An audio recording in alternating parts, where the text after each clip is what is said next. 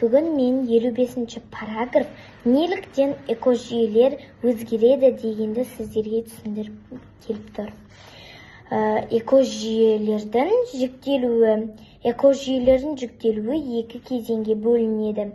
Құрлық экожүйесі және су экожүйесі. Су экожүйесіне тұщы су және теңіз экожүйесі жатады.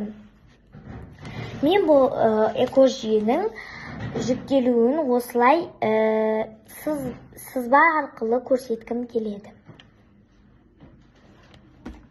Міне. Және де екінші экожүйе тағы табиғи және жасанды болып екіге бөлінеді. Мына жерде табиғиға орман, көл, шөл, дала, шалғын, тағы да басқасы жатады. Ал жасандыға тоған, аквариум, егістік, гүлзар, тағы да басқасы жатқызуға болады. Енді экожүйелердің түрлері. Экожүйелердің түрлері былай айтамыз.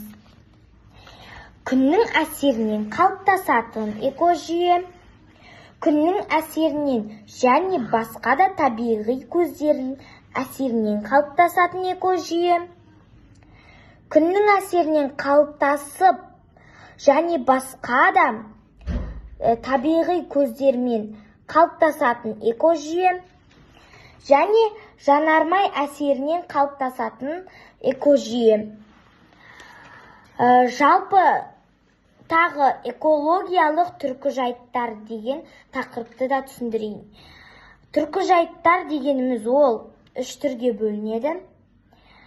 Биотикалық, абиотикалық, антрогенттік. Енді түркіжайттар ол жансыз, жанды болады екен. Жансыз табиғи түркіжайттарына абиотикалықтар жатады. Яғни жансыз табиғатқа біз жарықты алып көрейік. Ол жарықсыз өсімдіктердің фотосинтезі болмайды. Ал фотосинтез болмаса, онда бізде тіршілік мүлде жоқ болады. Ал енді жанды табиғат түркіжайттарын айтып кетсек, оған биотикалықтың бәрі жатады. Тірі организмдердің арасындағы өзара байланыс